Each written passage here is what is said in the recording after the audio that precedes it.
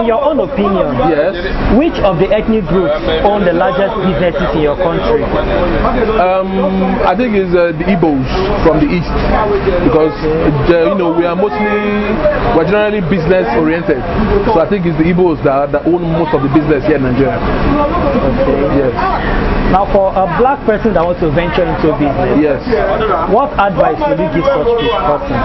If you're a black person that wants to venture into business, one of the most important things you have or you must have is capital. Because right now, due to the fact that there are no jobs in Nigeria, almost everybody is going into business. You understand? And how can you compete in a very, very highly competitive business environment? Is by how? By having sufficient capital.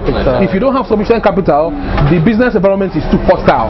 There's a possibility that with time you might get lost. Yeah, or you might get out of the business. But if coming with a substantial amount of money as capital for the business, your business is going to go on for a very long time. Okay. Do you understand? Yes. Yeah. Now, for the black community generally, yes, what advice can you give to us? For the black community? Yes, sir. For the black community in general, the best thing we can do for ourselves is to come together and help ourselves in any different areas. Maybe I might be doing something that you're not doing. You understand? And I come to you for help. You understand? We should just try and come together as one and see how we can help ourselves, so we can grow both individually and collectively. Okay, let me ask you this question. How can having more black-owned businesses, how can that help the black community? Okay, owning more black businesses is going to help the black community because at least everybody will now be self-sufficient. You understand? There will not be a dependent on anybody. Everybody will be running his or her own business by themselves. You understand? So it's going to help the black community to be independent of one another. Okay. How can the African business? Yeah. How can it unite in order to empower the African community? Okay. The African business. I think there's already a unity with African businesses. I don't know, through that ECOWAS scheme, at least that's a platform whereby we come together to make sure that every country is self-sufficient, and the ones that are not can still tap in from other countries' wealth and still grow their own country. So I think it's all about working together, coming together to put our hands together to grow ourselves. You understand? Because they say no man can be an island. So for us to grow, we still need one each, ourselves, to grow. So that's just the most important thing. Okay. Yeah. Thank you very much, sir, for giving us your time on this platform. Yeah. Thank you very much. Thank you, sir. We appreciate it, and have a nice day. Yeah. Thank you, and God bless you. Good afternoon, sir. Yeah. Good afternoon. Can you tell us your name and a little bit about yourself? Okay, my name is Mr. Nelson Ibokwe. I'm into business here in Lagos, Nigeria, trade fair to be precise. I deal on automotive batteries for cars and inverters, batteries too, for lighting up the houses and stuff like that.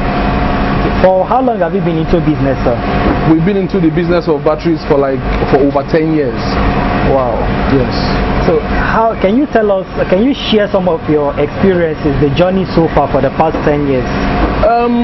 Doing business in Nigeria is not so easy because of unstable government policies. At least one of the most important factors we face is just an issue of foreign exchange policies. You understand? It can go up today, it can go down tomorrow. So unstable policies are one of the major issues we face doing business over here in Nigeria. Okay. Yeah. Now, the government policy affects the businesses in Nigeria. Yes. Now, can you tell us some other challenges you face as a businessman? Okay. Apart from the government policies. The major challenge for any businessman in Nigeria is all about government policies, because it encompasses any business you want to do here in Nigeria. You understand? So I just give you one or two of the examples.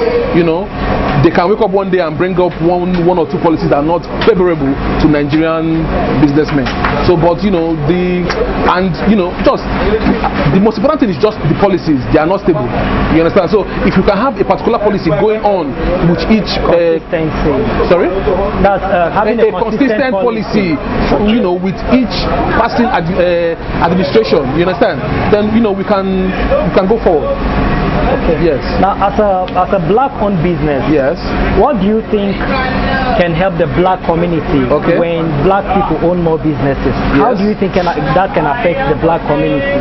Okay, the black community, if we own more businesses, is going to be good because we can link up, we can come together and try to insist or effect on what we want for our businesses. You understand? Because from my own, personally, I don't think the government even knows what they are doing. You understand? So it's now down to the black business owners to come up with policies that can help them. You understand? Change the course of their business. Do you understand me? So so we can suggest policies that I know that can be favorable to us. We can just throw it to the government and say, okay, see, this is what we want, this is what we want, this is what we want going forward. So So, as a businessman, how has business helped you and your family? As a businessman, it has helped me in the sense that it has given me more opportunity to get to know more people. You understand? I know people both local and foreign. You understand? I am much more exposed. That's expanded my horizon by getting to network with so many